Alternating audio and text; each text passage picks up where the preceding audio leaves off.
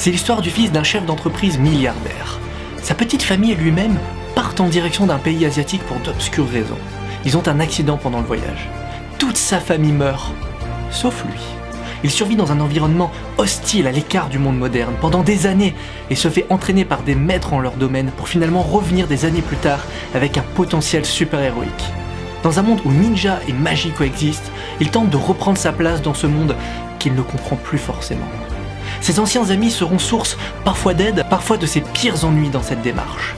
Son aventure sera agrémentée de flashbacks qui l'aideront à se souvenir de ce qui lui est arrivé pendant son exil pour l'aider à surmonter ses problèmes actuels, tout en aidant le spectateur à comprendre davantage les motivations de ce personnage.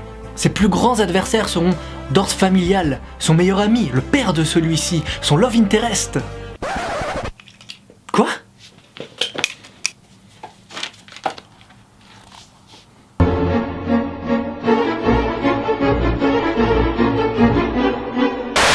Salut, c'est Goran et bienvenue sur la chaîne Comic Book and Drone.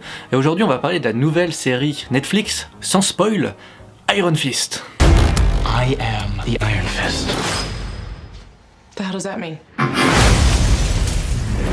Pour revenir à l'intro, oui, on a l'impression que Arrow et Iron Fist partagent pas mal de choses en commun. C'est le cas. Mais la différence va se ressentir dans le traitement des personnages et dans l'univers instauré. Nous suivrons le personnage de Danny qui, après 15 ans d'absence, tente de récupérer sa vie d'avant, sa place auprès de ses amis, de l'entreprise de son père, et comment son passé et son présent vont s'impacter et l'obliger à agir par le biais de ses nouvelles capacités. Danny est l'Iron Fist, un mystérieux guerrier mystique dont lui-même ignore beaucoup, sauf qu'il est le défenseur de Kunlun, la cité où il s'est réfugié pendant son exil, ainsi que l'ennemi juré de La Main. La Main est donc un des protagonistes principaux de cette série, une organisation criminelle déjà étudiée durant Daredevil et Luke Cage. Cette organisation empoisonne le fonctionnement de l'entreprise de Danny et inonde le marché mondial avec des ventes illicites comme de la drogue, des armes ou des esclaves. La série Iron Fist se pose donc comme le climax de la présentation de La Main qui avait déjà été présentée dans les précédentes séries Marvel par Netflix. D'ailleurs, où se pose Iron Fist par rapport aux autres séries Marvel par Netflix ? Énormément de liens plus ou moins directs sont posés ici et là dans la série pour poser une sorte de cohérence globale à travers les séries.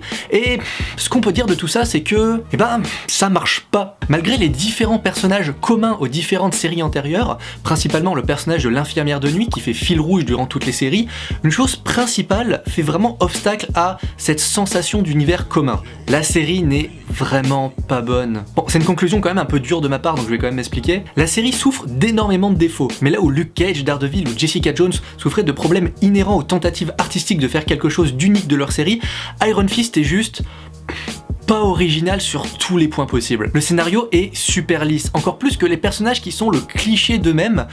Aucune ambiance spatiale n'est posée où aucune n'est originale. Aucune scène, mais absolument aucune scène n'est culte. Ce qui est, pour ma part, en tant que spectateur de série, la première fois que je vis ça. Les problématiques soulevées sont souvent d'abord d'ordre interne pour ensuite devenir externe. Et pour ainsi dire, tout vient à la base du personnage de Danny et de comment il ressent et tente de résoudre ses conflits. Et ça, c'est dû à une chose. La série possède un thème. Oubliez les ninjas, les super pouvoirs, Wall Street, non. Le seul et unique véritable thème de la série, c'est l'enfance. Tous les personnages principaux sont des enfants dans des corps d'adultes, respectant ou étant tyrannisés par leurs aînés, résolvant leurs problèmes comme pourrait le faire un enfant de 10 ans face à un univers adulte, rude et impitoyable avec eux. Ton univers impitoyable.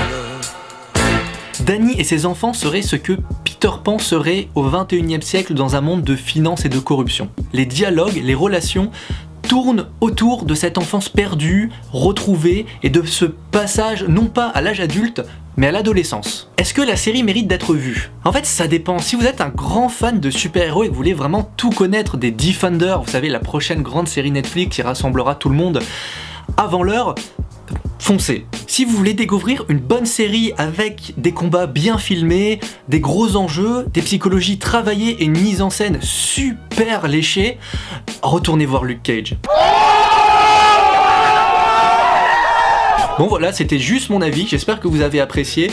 N'hésitez pas à vous abonner, à laisser un commentaire, et à bientôt, la bise!